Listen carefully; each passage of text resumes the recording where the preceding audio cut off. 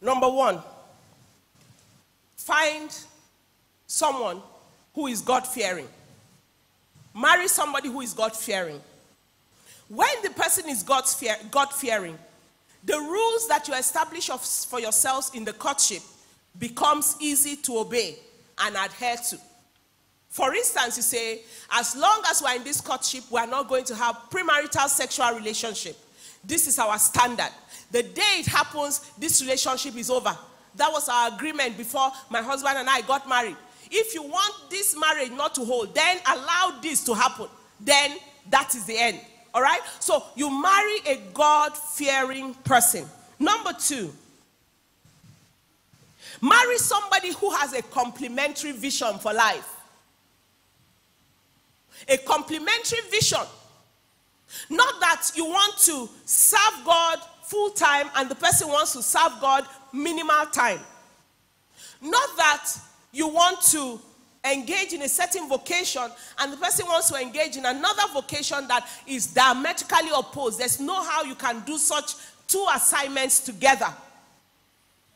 All right? Number three, you marry somebody who is honest, who is real.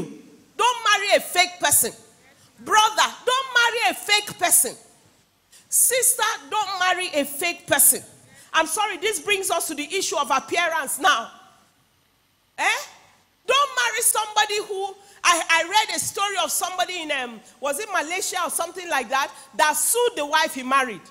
Because after they married, after the wedding day, the next morning when he woke up, he said, that woman I'm seeing is not the person I married.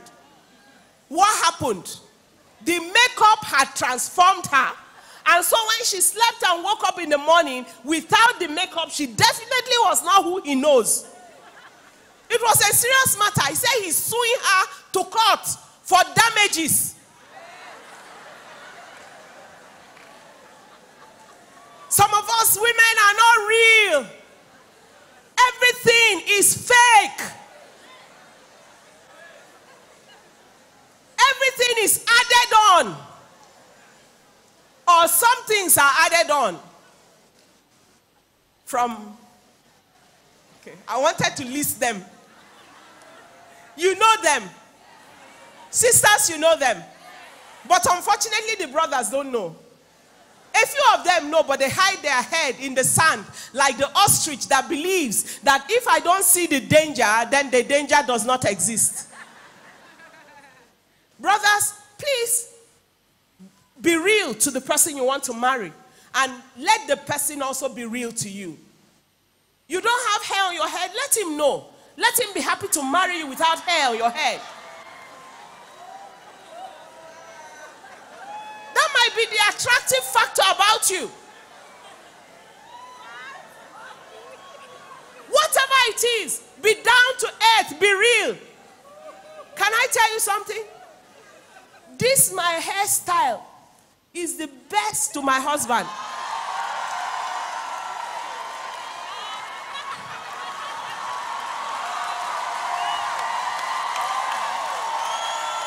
I'm telling you something. And he says it in a very funny way. When I finish plaiting the hair, say, I like your fine hair. You know the way he said to a little girl, I like your fine dress. That's how he saw me. Number 4, does he respect you? Does she respect you? Does she submit to you? Will she be humble and stay submissive to you after you are married?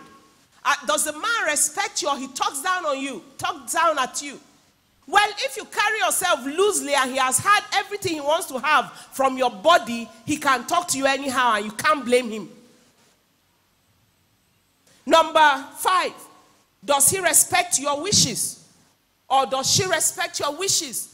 Are your opinions counted? Or your suggestions, already you haven't married, you make a suggestion and it's thrown out of the, it's discarded? These are important things to take note of. Number 6, does he encourage you? And does he strive to bring out the best in you? or he's in competition with you, or she is in competition with you. These are important things. Number 7, does he serve God? Is he obedient to God? We already talked about him being born again or she being born again and being God-fearing. But another thing is he obedient to God? For instance, you come into church, senior pastor says, pray these prayers every day or as frequently as you can, and from Sunday to the next Sunday, he didn't pick up the prayer bulletin to pray. He didn't go out on evangelism. He hasn't read his Bible throughout the week. She hasn't done anything in that line. There's no commitment to the things of God. If you want to marry a Christian, marry a Christian. If you want to marry somebody that has no relationship with God and you are comfortable with that kind of existence, that's fine. But the issue is determine what you are entering into before you enter. It's not after you marry, you come and complain. Number 8.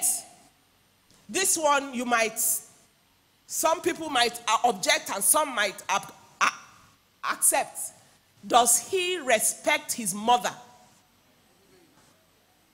Does he value his mother? Some say, oh, my mother is a witch. My mother is a witch. Then that means she gave birth to a witchlet.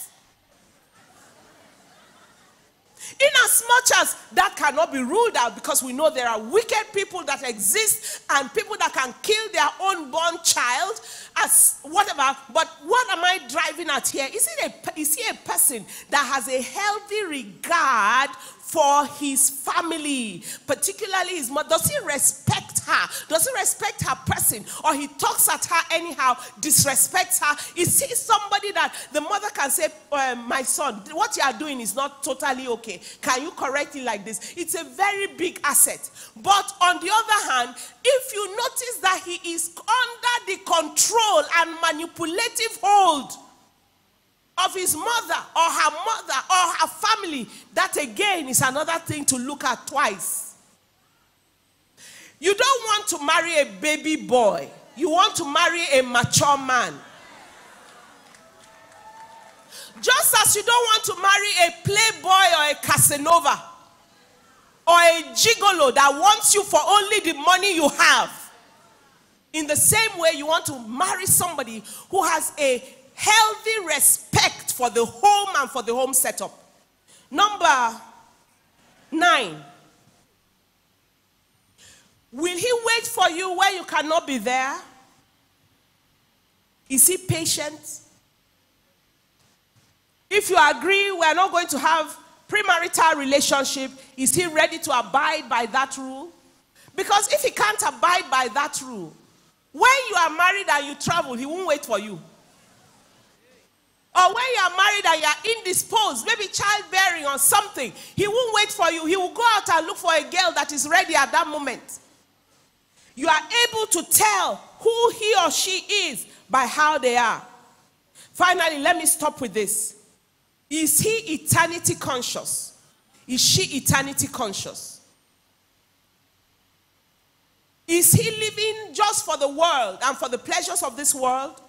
Or does he have a consciousness of eternity and plan to make heaven and plan to be ready for the rapture? There are some people that want to go to hell and want to take others with them. Don't hang around with such people. Next time we talk, we'll talk about some things to identify. For instance, brother, you are in a relationship and the only thing the girl wants from you is money. Money to do her hair, money to buy a new bag, money to buy a new shoe, money to send to her uncle, her brother, her sister, her auntie, her everybody.